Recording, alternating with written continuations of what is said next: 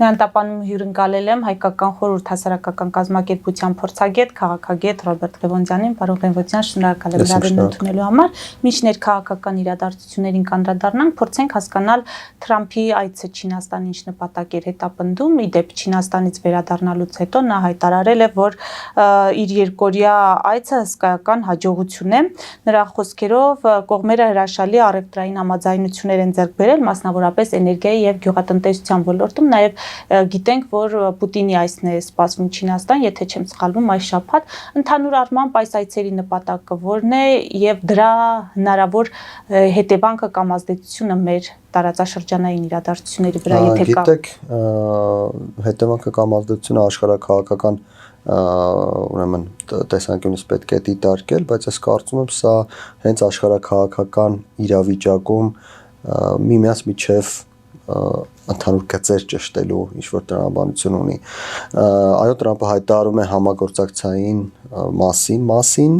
հայտարարում է այն մասին, թե համաձայնություններ են ձեռք բերվել, բայց ես կարծում եմ այս ազդեցությունը ավելի շատ մրցակցային դիրքերի, մրցակցային դիրքորոշումների ճշտկտման մասին էր, թե նոր աշխարհում ինչպես են մրցակցելու Միացյալ Նահանգները եւ Չինաստանը, որոնք ակնհայտորեն երկու գերտերություններն են, մնացած բոլոր պետությունները սպասարկում են այս երկու գերտերությունների մրցակցությունը։ Պուտինի այցը Չինաստան կարծում եմ հենց այս տրամաբանության մեջ է լինելու, քանի որ Ռուսաստանը ցանկացած դեպքում փորձում է սպասարկել Չինաստանի դիրքերը Միացյալ Նահանգների հետ մրցակցության տրամաբանության մեջ, եւ պետք է նշել, որ միաժամանակ տեղի ունենում նաեւ Ռուսաստանի արտաքին գործերի նախարարի այցը Հնդկաստանն էլ մյուս կողմից Միացյալ Նահանգների դիրքերն է սպասարկում, այնպես որ ոչ միայն երկու հիմնական գերտերությունները, այլև նրանց սատելիտի դեր կատարող պետությունները այս պահին դիրքերի ճշգրտման տրամաբանության մեջ են։ Այդ դիրքերի ճշգրտումը էական ազդեցություն է ունենալու նաև մեր տարածաշրջանի եւ այլ տարածաշրջաններում տեղի ունեցող գործընթացների վրա։ Տեսեք, կարծես թե մեր տարածաշրջանում Չինաստանը ընդունել է, որ Միացյալ Նահանգները քաղաքական որոշակի գերակայություն ունի, մյուս կողմից Չինաստանն էլ տնտեսական եւ ենթակառուցվածքային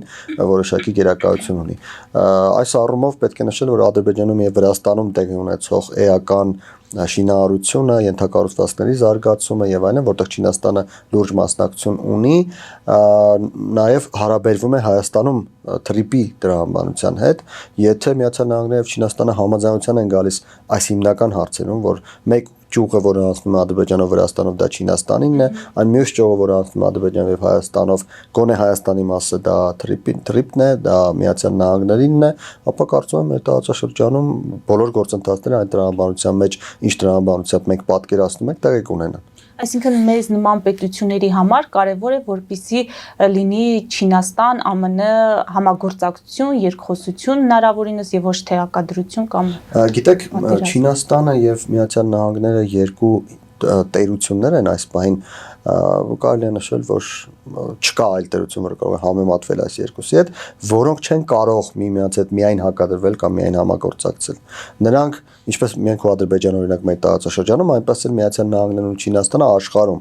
այս պահին կան ուղղություններ, որտեղ ստիպված են համագործակցել, ուրիշ տարբերակ ուղղակի չկա։ Օրինակ տնտեսական առումով Չինաստանում գործում են մի քանի հազար ամերիկյան ընկերություններ, որոնք մեծ հոլդինգներ են եւ որոնք հարկերի որոշ մասը վճարում են նաեւ Միացյալ Նահանգներում։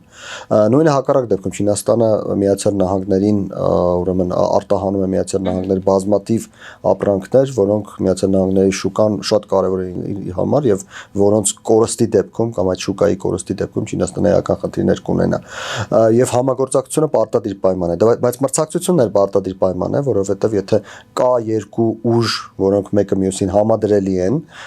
չեն կարող ասել, որ Չինաստանը Միացյալ Նահանգների հնարավորություններն ունի բոլոր ոլորտներում, բայց համադրելի հնարավորություններ ունի, ապա այդ երկու ուժը իրենց ազդեցությունը մեծացնելու համար, նոր շուկաներ գրավելու համար, նոր ուղղություններով, նոր ենթակառուցվածքներում մասնակցություն ունենալու համար մրցակցում են եւ դա եւս նորմալ է, ինչպես նշեցի, Հայաստանը եւ Ադրբեջանը եւս տեսեք հիմա գնում են խաղաղության գործընթացի, բայց դա չի նշանակում, որ Հայաստանը եւ Ադրբեջանը անելու են ամեն ինչ մեկը մյուսի համար, ոչ, Հայաստանը եւ Ադրբեջանը մրցակցել են, ուղղակի առանց իրար վրա կրակելու են մրցակցելու, եթե մինչ այժմ մրցակցում էին օրինակ իրար վրա կրակելով կամ մեկը մյուսից ինչ-որ բան ավելին ստանալու։ Շատ լավ։ Պարոն Ղևոնդյան, մեր ներքաղաքական, մեր նախընտրական իրավիճակին եթե անդրադառնանք, տեսեք, փորձագետներ, վերլուծաբաններ, բոլորը գրեթե պնդում են, որ այս սպասվող ընտրությունները բացառիկ են Հայաստանի պատմության մեջ աշխարհաքաղաքական ենթատեքստի առումով։ Սակայն օրերս Փաշինյանը հերքեց աշխարհաքաղաքական ենթատեքստի արկայությունը։ Ձեր դիտարկումը որն է, դուք համաձայնեցիք փաստորեն եւ ինչու է այդ դեպքում փորձենք հասկանալ ինչու է Փաշինյանը հերքում աշխարհաքաղաքական ենթատեքստը։ Տեսեք, Փաշինյանը ասում է, թե եթե քաղաքացիական պայմանագրեր չլինի իշխանության, կլինի պատերազմ։ Սա ոտից գլուխ աշխարհաքաղաքականություն է։ Չի կարող պատերազմ լինել մեր տարածաշրջանում կամ մեր եւ Ադրբեջանի նման երկրների միջև, եթե չկա աշխարհաքաղաքական կոմպոնենտ, աշխարհաքաղաքական բաղադրիչ։ Այսինքն Փաշինյանը երբ ասում է, թե ընտրությունները աշխարհաքաղաքական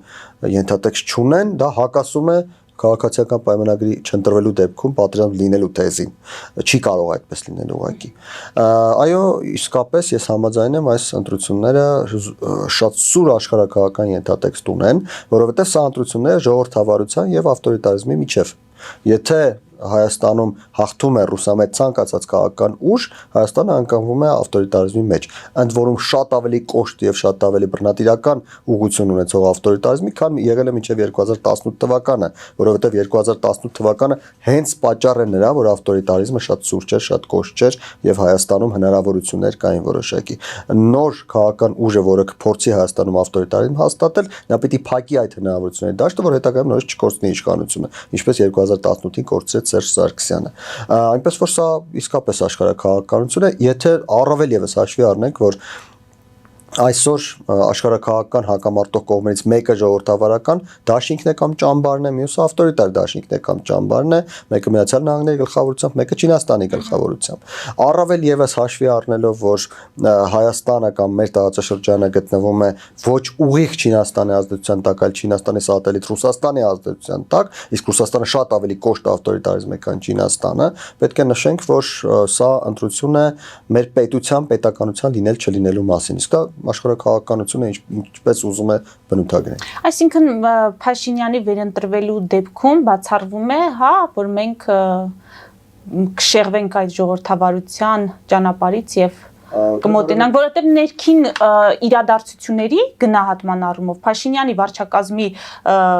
վարչակազմի գործողություններին եւ քաղաքականությանը կա այդպիսի գնահատական, որ Փաշինյանը քիչ-քիչ վերածվում է բռնապետի։ Այսինքն ներքին այստեղ համատեքստի առումով նաեւ միայն այն, որ մարդիկ կարողանում են դուրս գալ եթեր եւ ասել, որ Փաշինյանը բռնապետ է, դա արդեն ցույց է տալիս, որ ժողովրդավարություն կա, որովհետեւ բռնապետական երկրներում որը մեկը չի կարող հերոստացույցով հայտարարել, թե սա բռնապետական երկիր է։ Ռուսաստանում որ դա փորձում է անել կամ գտնում են ինչ-որ շենքի մուտքում մահացած կամ հասցնում է փախնում է Ռուսաստանից։ Հայաստանը այդպես չէ, այնպես որ բռնապետական որևէ բան Հայաստանում ես չեմ տեսնում, բայց պատասխանելով ձեր հարցին պիտի նշեմ, որ երաշխիք նրա, որ Հայաստանը կամ քաղաքացիական պայմանագիրը չեն գնա ավտորիտարիզմի ճանապարհով, իհարկե չկա, բայց փորձը ուսումնասիրելով այս 8 տարիներ պետք է նշենք, որ այնուամենայնիվ ժողովրդավարական ճանապարհը ավելի շատ է համընկնում քաղաքացիական պայմանագրի շահերի հետ, այսինքն պատճառ կամ առիթ չունեն փաստացի այս բան Նիկոլ Փաշինյանը եւ իշխող վերնախավը, որպեսզի գնան ավտորիտարիզմի ճանապարհով եւ պետք է նշել մի կարեւոր տարբերություն, տեսեք, եթե Հայաստանում իշխանության է գալիս ռուսամետ որևէ քաղաքական ուժ, Հայաստանը հաստատապես գնում է ավտորիտարիզմի եւ Հայաստանը հաստատապես վերածվում է իմ նշած այդ կոշտ ավտորիտար պետությանը, որը հղի է պետականության կորստի վտանգով։ Եթե Հայաստանում իշխանության չի գալիս ռուսամետ քաղաքական ուժ, իսկ դրա այլընտրանքը այս պահին Նիկոլ Փաշինյանն այլընտրանք չկա ռուսամետներին այս պահին, իհարկե կան քաղաքական ուժեր, բայց նրանք իշխանություն ստանալու եւ պահելու հնարավորություն չունեն, ապա կա հավանականություն, բավական բարձր հավանականություն, որ Հայաստանը շարունակում է ժողովրդավարական ճանապարհը, շարունակում է փորձել ինտեգրվել արևմտյան քաղաքակրթական ուղիներին եւ այլն։ Տեսեք, մի դեպքում մենք երաշխավորված ենք ասում, մյուս դեպքում նշում ենք, որ հավանականություն կա։ Երաշխիքն նրա, որ Հայաստանը, այսպես ասենք, Հայաստանում պատերազմ չի լինի, Հայաստանը կմնա ժողովրդավար, Հայաստանը կդառնա ԵՄ անդամ եւ այլն, չկա որևէ դեպքում։ Մենք փորձում ենք գնալ այն ուղղությամբ, որտեղ գոնե հավանականություն կա, որ այդ ամենը կլինի։ Շատ լավ։ Հիմա ներքաղաքական այդ ռետորաբանությանը անդրադառնալով, պարոն Ղևոնդյան, մենք ինչպես եւ սպասվում էր, այդ ռետորաբանությունը ոչ միայն սուր է, այլև գրեհիկ է, քաղաքական դերակատարների խոսույթը, չգիտեմ, տարբեր գնահատականների է արժանանում, օրինակ իշխանության կողմից պատերազմի այդ եռագլուխ հրեշ ներկայացվող ուժերի ղեկավարներն էլ քաղաքացիների հետ հանդիպումներում նշում են, որ քաղաքացիները ընտրություն անելուց պետք է նկատի ունենան, եթե իրենք քվեարկելու են Նիկոլ Փաշինյանի օգտին, իրենք դա նույնն է թե քվեարկել Ալիևի օգտին։ Ինձ հետաքրքիր է ինչու է այսպիսի ռետորաբանություն եւ ինչու չեն կարողանում դերակատարները դուրս գալ այս փոխադարձ վիրավորանքների այդ շրջափուլից, որը տևական ժամանակ է մենք տեսնում ենք եւ երբեմն նաեւ օրինակ Փաշինյանը այսօր հունից փաստացի դուրս է եկել եւ շատ չգիտեմ այնպիսի ելույթներ ենք լսում, որոնք խնդրահարույց են։ Տեսեք, ինչու է ընդհանուր առմամբ խոսույթը այդ որակի, դրան կա կոնկրետ պատճառ։ Պատճառը հետևյալն է ըստ ամենայնի, որ Հայաստանի Հանրապետությունում կան ընտրողների խմբեր։ Այն խումբը, որը ցանկանում է լսել, որը մասնակցում է շատ ավելի բարձր որակի կամ շատ ավելի բովանդակային քննարկումներ եւ այլն, հավանաբար ես ճիշտ ասած չեմ տիրապետում, բայց ենթադրում եմ ըստ տեղի ունեցող գործընթացների, հավանաբար հարցումներ ցույց են տալիս, որ նրանք կողմնորոշված են արդեն, այսինքն նրանք գիտեն թե ով ում է քվեարկելու եւ այնտեղ աշխատելու բան չկա, աշխատելու որևէ մեկի միտքը փոխելու հարց չկա։ Իսկ այն մարդիկ, ում հետաքրքիր է, տեսեք, այն մարդիկ, ովքեր Վարդան Ղուկասյանին էին լսում, ովքեր ցանկանում էին, որ նման սուր խոսքով ինչ-որ մեկը հանդես գա, ովքեր ավելի շատ են սիրում նմանատիպ շոուներ, ովքեր ավելի շատ են սիրում, որ մեկը մյուսին վիրավորի եւ այլն, նրանց մեջ հավանաբար չկողմնորոշվածները շատ ավելի շատ են։ Այսինքն այնտեղ կա աշխատելու տեղ եւ քաղաքական ուժերը փորձում են աշխատել հենց այդտեղ, որ գրավեն հենց այդ չկողմնորոշվածներին, ովքեր ցանկանում են նման բան տեսնել, ում հետաքրքիր է նման խոսույթը, ում հետաքրքիր են նման քաղաքական ուժերը, ովքեր նման կերպ են խոսում։ Պետք է նշել, որ այստեղ կան նաեւ կետային որոշակի զարգացումներ, օրինակ եթե չեմ սխալվում 3 Ռոբերտ Քոչարյանը վիրավորեց եթերում Նիկոլ Փաշինյանին, հետո Նիկոլ Փաշինյանը պատասխանեց, բայց Ռոբերտ Քոչարյանի վիրավորելը շատ լավ հաշվարկած քաղաքական տեխնոլոգիայի երևույթ էր։ Ինչու, որովհետև Ռոբերտ Քոչարյանը մնացել է ստվերում, Նիկոլ Փաշինյանը եւ Սամվել Կարապետյանը փոխադարձ կրակոցներ էին արձակում քաղաքական դաշտում եւ Ռոբերտ Քոչարյանը իր մի բառով իր վրա շեղեց քաղաքացիական պայմանագիր կուսակցության շատ անդամների ուշադրությունը, ովքեր սկսեցին նրան պատասխանել, սկսեցին նրա մասին խոսել։ Իսկ անունը պատտվելը բավական մեծ նշանակություն ունի, անկախ նրանից այդ անունը նախադասության մեջ վիրավորական ինչ-որ բանով է պատտվում, թե ընդհակառակը գովում են։ Եվ Ռոբերտ Քոչարյանը կարողացավ փաստացի որոշակիորեն ամրապնդել իր դիրքերը ռուսամետների դաշտում։ Եթե մինչ այդ քաղաքացիական պայմանագիր Սամվել Կարապետյան փոխհրաձգության արդյունքում ռուսամետների ուշադրությունը հիմնականում Սամվել Կարապետյանին էր եւ նրանք տեսնում էին Սամվել Կարապետյանին որպես Նիկոլ Փաշինյանին այլընտրանք, ապա Ռոբերտ Քոչարյանի կողմից այս վիրավորանքը հասցնելուց հետո նրանց մի մասը սկսեց, այսպես ասենք, կասկածել արդյոք ճիշտ է Սամվել Կարապետյանը, թե այնուամենայնիվ Ռոբերտ Քոչարյանին կարելի է գնալ եւ ընտրություններին ձայն տալ եւ կարելի է նշել, որ այո, Ռոբերտ Քոչարյանը իր այս մի դրսևորման միջոցով կարողացավ Սամվել Կարապետյանից որոշակիորեն, գուցե դա 0.ինչ որ թիվ է, բայց ամեն դեպքում ինչ որ տոկոս բերել դեպի իրեն, շեղել դեպի իրեն։ Իշխանություններն նրան պատասխանեցին, ի վերջո քաղաքացիական պայմանագրի համար այնքան էլ մեծ նշանակություն չունի, նրանք հարվածում են քաղաքական առումով Սամվել Կարապետյանին, թե Ռոբերտ Քոչարյանին, իշխանությունների համար նրանք երկուսն էլ նույն դաշտի ներկայացուցիչ են եւ բնականաբար նրանց երկուսի ընտրողների ձայները տանելու հնարավորություն էլ չունի իշխանությունը, ոչ Սամվել Կարապետյանի, ոչ Ռոբերտ Քոչարյանի հետևորդների ձայները տանելու հնարավորություն իշխանությունը չունի, այնպես որ քաղաքացիական պայմանագրի համար էական նշանակություն չունի իրենք հարված են Սամվել Կարապետյանին, թե Ռոբերտ Քոչարյանին, ով ակտիվ է, ով ավելի շատ է իրեն ցույց տալիս, նրան էլ հարվածում են։ Եվ դրա համար էլ քաղաքացիական պայմանագիրը փաստացի սկսեց հակադարձել Ռոբերտ Քոչարյանին եւ Ռոբերտ Քոչարյանը որոշակիորեն կարելի ասել այս վերջին 1 օրվա ընթացքում դարձավ ռուսամետների կենտրոնական դեմքը։ Թեև կարծում եմ սա կարճաժամկետ ազդեցություն է ունենալու, քանի որ Սամվել Կարապետյանի ռեսուրսները ամեն դեպքում անհամեմատելի շատ են։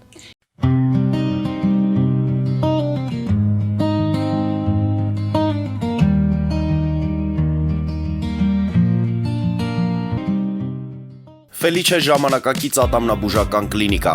Այստեղ հարմարավետությունն ու խնամքն առաջնային են։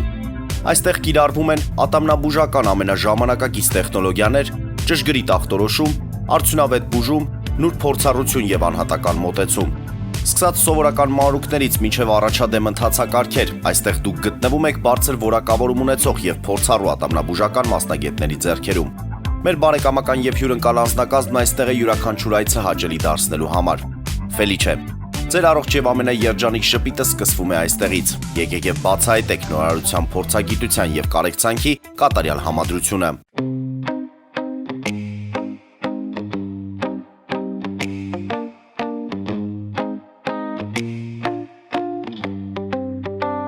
Երևանի եւ Զովունիի սահմանին գտնվող ալպիական թաղամասում սկսվել է 2, 3 եւ 4 սենյականոց բնակարանների նախնական ամրագրում։ Առաջարկում ենք նաեւ թաունհաուսներ արդեն պատրաստ եւ կառուցվող։ Բնակարանների արժեքները սկսվում են 50,000 ԱՄՆ դոլարից մինչև 140,000 ԱՄՆ դոլար, իսկ թաունհաուսներինը 160,000 ԱՄՆ դոլարից 170,000 ԱՄՆ դոլար։ Մանրամասների համար այցելեք մեր պաշտոնական կայք alpiakan.am կամ զանգահարեք +374 44 201 066։ Ամրագրում կարող եք կատարել մինչև ապրիլի 30-ը։ Ալպիական թաղամաս, ձեր նոր տունը Հայրենիքում։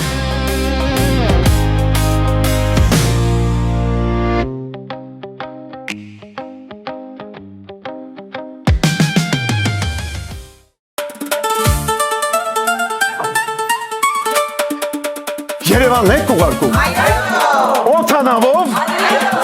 Երևանն են ուղարկում։ Ստեղ ուղարկում են, Երևանում ստանում են $1.99 սենսացիա։ Այ սենսացիան է սա։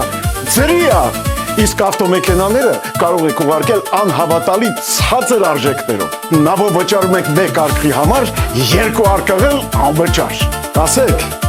Աշոտ դա ուղարկել։ Jackpot հագուստի խանութը երկրորդ մասնաճյուղն է բացել Գլենդելի սրտում, որտեղ կարող եք ձեռք բերել եվրոպական եւ ամերիկյան ընտիր հագուստեղեն, կոշկեղեն, աքսեսուարներ, պայուսակներ ամենահարմար արժեքներով։ Նաեւ կարող եք ցանկացած ապրանք պատվիրել եւ ձեռք բերել կարճ ժամանակում։ Jackpot-ի Գլենդելի հասցեն է 1135 North Pacific Avenue, հեռախոս 818 813 2252։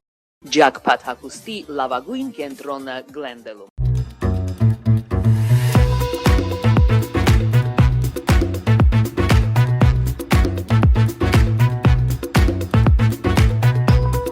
Արարատ ռեստորան, ընտանեկան եւ ընկերական ժամանցի լավագույն հասցե, սիրված արտիստներ, հյուրընկալ մթնոլորտ, հարուստ ճաշացան, անմահական խորտիկներ, Արարատ ռեստորան, հասցեն անփոփոխ, սիրով սպասում ենք ձեզ։ Լավագույն պաղպաղակ, բնական, համեղ եւ մատչելի գներով պաղպաղակը կարող եք ձեռք բերել բոլոր հայկական խանութներում։ Պահանջեք հայկական պաղպաղակ, Թամարա պաղպաղակ։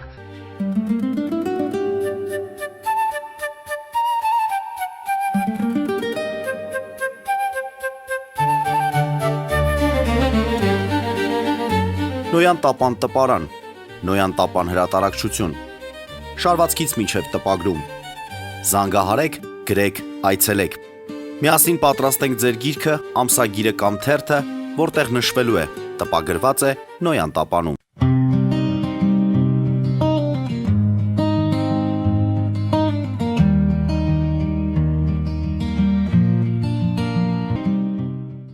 Իսկ շրջանառվող թեզերի, առանցքային թեզերի առումով ինչ կարող եք ասել, ով է ավելի շատ մանիպուլացնում հասարակության այսօր իշխող ուժի ներկայացուցիչները, թե ընդդիմադիր դաշտում գտնվողները, հատկապես ռուսամետ։ Գիտեք, ես չէի ասի, թե որևէ մեկը շատ է մանիպուլացնում կամ քիչ է մանիպուլացնում։ Խնդիրը հետևյալն է, նախընտրական ժամանակաշրջան է, բոլոր երևույթները, բոլոր հնարավոր առիթները, բոլորը օգտագործում են, որպեսզի կարողանան մի փոքր ավելին ստանալ։ Եթե պետք է սուտ խոսել, սուտել են խոսում իհարկե, եթե պետք է որոշ դեպքերում նաև սխալներ են անում, կան նաև այսպիսի իրավիճակներ, շատ հեշտ կարելի է հասկանալ, որ ընդհանրենք այս մոտ մոտեցումը ճիշտ չէ, սխալ է, նայելով օրինակ նույն քաղաքական գործչի նախկին հայտարարությունները կամ խնդիրներ են ստեղծում, տեսեք, մենք խոսեցինք դրա մասին, աշխարհաքաղաքականը թե աշխարհաքաղաքական չէ եւ պատերազմ կլինի թե չի լինի, երկու թեզեր են, որոնք հակասում են մեկը մյուսին։ Այսինքն իրավիճակն այնպեսին է, որ բոլորը փորձում են օգտագործել հնարավոր առիթները։ Եթե երկրում ինչ-որ մի բան է կատարվում, անկախ նրանից դա քաղաքականության հետ ուղիղ կապ ունի թե կապ չունի, բոլոր քաղաքական ուժերը փորձում են այդ կատարվող բանը օգտագործել իրենց քաղաքական վարկանիշը բարձրացնելու համար, եւ դա նորմալ է, դա ամբողջ աշխարհում է այդպես, նախընտրական ժամանակաշրջանը ունի իր տրամաբանությունը։ Թեև պետք է նշեմ, որ կա մի շատ կարևոր տարբերություն եւ այդ տարբերությունը կայանում է հասարակությանը հասկանալու եւ այդ հասարակությանը հասկանալով հանդերձ հասարակության մեջ գործողություններ կատարելուն։ Հայաստանի ներկա իշխանությունները շատ լավ գիտեն իրենց հասարակությանը եւ նրանք կարողանում են կետ առ կետ գտնել այն հարցերը, որոնք հետաքրքրում են, այդ հարցերի շուրջ որոշակի հետաքրքրություն առաջացնել։ Ի տարբերություն օրինակ Սամվել Կարապետյանի, Քոչարյանի միջազգ բավական լավ է տիրապետում եւ հենց մեր նշած օրինակը դրա բառապացույց է։ Սամվել Կարապետյանի քաղաքական ուժը մի փոքր ավելի տեսական տեխնոլոգիաներ է փորձում կիրառել, որոնք շատ դեպքերում ուղղակի չեն աշխատում, որովհետեւ մեր հասարակությունը բոլորովին այլ տրամաբանության մեջ է դիտարկում։ Տեսեք, սոցիալական հարցեր է բարձրացնում, որոնք գուցե ինչ որ մարդկանց հետաքրքիր են, բայց լայն զանգվածները սովորաբար սոցիալական հարցերով չեն հրապուրվում։ Էժան դեղ գնելը կամ, չգիտեմ, ծայրահեղ աղքատին ինչ որ 150,000 դրամ տալը ամսական, դա մարդկանց չի հրապուրում, ոչ թե չի հրապուրում, որովհետեւ նրանք չեն ցանկանում դա, այլ չի հրապուրում, որովհետեւ Հայաստանի հասարակությունը ուղղակի չի հավատում նման հայտարարություններին, այսքան տարիների ընթացքում այնքան բան է տեսել այդ պատճառով։ Մարդիկ, մենք նույնիսկ այդպեսի ասացվածք էլ ունենք, որ հենց հիմա հենց այս բանին ցանկանում են ինչ-որ բան տեսնել, եւ օրինակ կաշառքը կարող էր աշխատել։ Կաշառքի հարցը իրավապահները որոշակիորեն փորձում են լուծել, չգիտեմ ինչքանով է ստացվում, նրանք կիմանան, բայց եթե մարդուն հենց հիմա 20,000 դրամ են տալիս, նա ավելի շատ է դրանով հրապուրում, քան նրանով, որ եթե Սամվել Կարապետյանը դառնա վարչապետ, ինքը ամսական 150,000 դրամ փող է ստանալու։ Չի աշխատում դա Հայաստանի հասարակությունը։ Ես եթե ճիշտ եմ վերարտադրում, ասում է 6 ամսում պետք է Հայաստանում աղքատ մարդ չլինի, այսինքն դա հնարավոր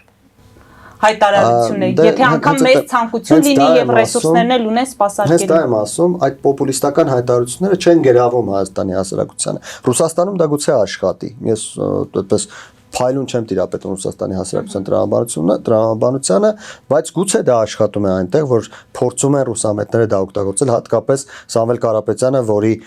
կուրատորները ակնհայտ է, որ Ռուսաստանից են։ Հայաստանի հասարակության մոտ դա չի աշխատում։ Հայաստանի հասարակության մոտ աշխատում է օրինակ անկեղծ զրույցը, որը Նիկոլ Փաշինյանը փայլուն գիտի, նա անկեղծ զրուցում է մարդկանց հետ։ Հայաստանի հասարակության մոտ աշխատում է այն, որ Նիկոլ Փաշինյանը թույլ է տալիս իր դիմաց կանգնի ինչ-որ մեկը եւ իրեն ինչ-որ մեղադրանքներ, նույնիսկ վիրավորանքներ հասցնի։ Այն դեպքում, որ օրինակ Սերժ Սարգսյանը ասում էր, թե ինչու ես եկել մեր տոնը փչացնում եւ նրան պես թևերը ոլորում տանում էին այդ խոսողին։ Թե ուր էին տանում, չգիտեմ, բայց ամեն դեպքում։ Բայց Նիկոլ Փաշինյանը այդպես չի անում եւ սա աշխատում է։ Սեք այս տեխնոլոգիան աշխատում է։ Գնում է կանգնում եւ լսում է այդ մեղադրանքները, լսում է այդ վիրավորանքները։ Գուցե հունից դուրս է գալիս, ինքն էլ է պատասխանում եւ այլն, բայց դա մարդկանց մոտ ընկալվում է որպես հնարավորություն շփվելու, խոսելու, լսելու, վիրավորելու պատասխան ստանալու։ Այն դեպքում, երբ օրինակ Սերժ Սարգսյանը որևէ մեկ եթե փորձեր վիրավորել, չգիտեմ, կընկներ արդյոք Պողոս Պողոսյանի օրը թե չէր ընկնի, բայց շատ մոտ կլիներ դրան ըստ ամենի։ Պարոն Ղևոնդյան, ինչպես եք տեսնում հայ-ռուսական հարաբերությունները, ինչու եմ այս հարցը տալիս, որովհետև Հայաստանում անցկացված այդ եվրոպական քաղաքական համայնքի 8-րդ եւ Հայաստան-Եվրամիություն առաջին գագաթնաժողովներից հետո մենք փաստորեն ամենաբարձր մակարդակով, Պուտինի մակարդակով լսում ենք հիշեցումներ, սպառնալիքներ, որ պետք է արագ կողմնորոշվել, ԵԱՏՄ-ն ու Եվրամիությունը համատեղելի չեն։ Եթե անհրաժեշտ է, պետք է Հայաստանում հանրաքվե անցկացվի եւ հանրությունը պատասխան տա, ըստ այդմ նրանք կորոշեն քաղաքակիրթ բաժանվեն թե չբաժանվեն։ Պուտինը չի տիրապետում Հայաստանում առկա հասարակական տրամադրություններին եւ հետագա հարաբերությունները ինչպես ենք տեսնում, արդյոք Փաշինյանի իշխանության վերարտադրվելու դեպքում Ռուսաստանում հաշվի կնստեն այդ արդյունքի հետ։ Վերջից կամ այո, Ռուսաստանում հաշվի կնստեն եւ Ռուսաստանից կողմից Հայաստանի նկատմամբ այս հարվածները էականորեն կթուլանան, որովհետև Ռուսաստանին Հայաստանը պետք է ամեն դեպքում, անկախ նրանից Հայաստանում Փաշինյանը կլինի իշխանության, թե չի լինի իշխանության։ Պուտինը տիրապետում է, թե չի տիրապետում, կարծում եմ որոշակիորեն թյուր տեղեկություններ նա ունի, որովհետև ըստ ամենայնի Հայաստանի Հանրապետությունից այն մարդիկ, ովքեր տեղեկություն են տալիս Ռուսաստան, էական խեղաթյուրումներով են տալիս այդ տեղեկությունները։ Ինչու որովհետև ստանում են ինչ-որ ռեսուրսներ, եթե նրանք հայտարարեն, որ օրինակ մենք շանս չունենք եւ Նիկոլ Փաշինյանը այսպես թե այնպես վերարտադրվում է, նրանց ռեսուրսները գուցե կտրվեն, այլևս չստանան այդ ռեսուրսները, նրանց ձեռնտու չէ դա։ Սկսած Սամվել Կարապետյանից մինչև Ռոբերտ Քոչարյան եւ մյուսները Թաթոյան եւ այլն։ Գագիկ Ծառուկյանը եւս ես կարծում եմ, տեսեք, մի այսպիսի հետաքրքիր իրավիճակում է հայտնվել Գագիկ Ծառուկյանը։ Գագիկ Ծառուկյանը հավանաբար այս ընտրություններից ամենամեծ շահողն է լինելու, որովհետև ցանկացած արդյունքի դեպքում Գագիկ Ծառուկյանը որոշակի բան ստանալու է։ Եթե նա կարողանա միանալ ընտրություններից հետո Ռոբերտ Քոչարյանի եւ Սամվել Կարապետյանի եւ իշխանությունը փոխվի, ապա այստեղ Գագիկ Ծառուկյանը կլինի իշխանության մաս։ Եթե նա չկարողանա միանալ կամ ներողություն, միանալու դեպքում իշխանությունը միևնույն է չի փոխվելու, նա որևէ մեկին չի միանա, կմնա ազգային ժողովում որպես առանձին խմբակցություն եւ որտեղ որ պետք լինի համագործակցել Նիկոլ Փաշինյանի կամ քաղաքացիական պայմանագրի հետ, այդտեղ նրանց հետ կհամագործակցի, որտեղ պետք լինի համագործակցել ընդդիմության հետ, կհամագործակցի ընդդիմության հետ։ Փաստացի Գագիկ Ծառուկյանի համար բացասական արդյունք չկա։ Նա ընդհանրապես պետք է անցնել ազգային ժողով եւ դրանից հետո ցանկացած դասավորվածության դեպքում նա հաղթող է դուրս գալիս։ Իր չափով հաղթող իհարկե, խոսքը իշխանության մասին չէ։ Այնպես որ Գագիկ Ծառուկյանը անում է այն, ինչը ամենաձեռնտուն է այս պահին իրեն եւ սպասում է արդյունքներին։ Արդյունքում այսպես ավելի ժողովրդի լեզվով ասենք, ով հաղթի նա կլինի այդ հաղթողի կողմում։ Անկախ նրանից նա դրա մասին կխոսի, չի խոսի, կհայտարարի, չի հայտարարի, նույնիսկ կարող է քննադատել, բայց միևնույն է, ով հաղթի Գագիկ Ծառուկյանը նրա կողմում է լինելու եւ նրանից ինչ-որ բան ստանալու է։ Ինչ-որ բան ասածը չի նշանակում, որ պարտադիր, չգիտեմ, Գագիկ Ծառուկյանի կողմնակիցները ինչ-որ պաշտոն են ունենալու, բայց նշանակում է, որ օրինակ Գագիկ Ծառուկյանի նկատմամբ մեղադրանքները, որոնք կան, կարող է չհաստատվեն։ Գագիկ Ծառուկյանի որդին կարող է Բելարուսից գալ եւ հանկարծ պարզվի, որ ոչ մի բան չէր արել եւ այլն, այսինքն իրավիճակն այնպեսին է, որ Ծառուկյանը այստեղ կորցնող չէ, ի տարբերություն մյուսների, մյուս բոլորը կորցնելու բան ունեն։ Բայց վերադառնալով ձեր նախորդ հարցին, այո, Հայաստան-Ռուսաստան հարաբերությունների մասով, ես նշեմ, որ այս պահին Ռուսաստանը հնարավոր բոլոր գործիքները Հայաստանում օգտագործում է Նիկոլ Փաշինյանի վարկանիշը իջեցնելու համար, Նիկոլ Փաշինյանը վնասացնելու համար։ Այո, կա որոշակի թյուր պատկերացում Հայաստանի հասարակության Կրեմլում եւ Կրեմլում կարծում են, թե Հայաստանի ժողովուրդը Նիկոլ Փաշինյանին չի սիրում, չի ցանկանում, բայց չի կարողանում Նիկոլ Փաշինյանին հեռացնել եւ փորձում են ցույց տալ, որ իրենք Սամվել Կարապետյանի հետ են, որ մի վախեցեք, գնացեք Նիկոլ Փաշինյանի դեմ, ինչը իրականում բացարձակ չի համապատասխանում իրականությանը։ Հայաստանում ընդհակառակը մարդկանց էական մեծամասնությունը որևէ կերպ չի ցանկանում, որ ռուսամետ որևէ քաղաքական ուժ գա իշխանության։ Բայց Ռուսաստանը շարունակելու է այս հարվածները մինչև ընդհանուր հունիսի 7-ի օրը նույնիսկ հարվածներ կլինեն, ես ասեմ, որ մի երկու առիթով ասել եմ, ձեզ մոտ էլ ասեմ, որ իմ կարծիքով արդեն տեքստերը գրված են, հունիսի 7-ին այդ տեքստերը ուղղակի կկարդան, որ լցոնումներ են, ահաբեկումներ են, մարդկանց ստանում են ինչ-որ տեղամասեր, ստիպում են քվեարկել եւ այլն։ Ես կարծում եմ այդ տեքստերը արդեն գրված են եւ ում որ պետք է տրվել են, Գաբրիելյանովներից սկսած, Միգրանյաններով վերջացրած, նրանք այդ տեքստերը արդեն ունեն իրենց սեղաններին, սպասում են հունիսի 7-ը գա ուղղակի այդ տեքստերը կարդան։ Այսինքն Ռուսաստանը շարունակելու է հարվածել ինչքանով հնարավոր է, ինչքան կկարողանան Նիկոլ Փաշինյանի ռեյտինգը վարկանիշը իջեցնելու համար։ Բայց տեքստերին գործողություններ, որ կհետևեն, չսպասենք այստեղ ցնցումների տեսքով, այսինքն այս ուժերը գնան գործողությունների բոյկոտելու։ Խիստ ցածր եմ դրա հավանականությունը համարում, որովհետև ակնհայտ է, որ Հայաստանի բնակչության մեծ մասը չի գնա Սամվել Կարապետյանի կամ Ռոբերտ Քոչարյանի հետևից։ Իսկ այն հատվածը, որը նրանք սովորաբար կարողանում են հավաքել, լավագույն դեպքում 10-12 հազար մարդ մեկ անգամ Բագրատ Սրբազյանը գիտենք 30,000-ի կարգեր հավաքել, բայց դա հետագայում մարեց, բավական մեծ հիասթափություն եղավ, 10-12 հազար մարդով ցնցումների գնալը շատ հեշտ իրավապահները ուղղակի կանխեն այդ բոլորը։ Շնորհակալ եմ։ Yes. Մեծ դիտողներին հիշեցնեմ, որ զրուցում էի Հայկական խորհուրդ հասարակական կազմակերպության փորձագետ քաղաքագետ Ռոբերտ Ղևոնդյանի հետ։ Մեր ուղիղ եթերները կարող եք դիտել Patreon-ում, նաև այդ հարթակում աջակցել էկրանին երևացող QR կոդով։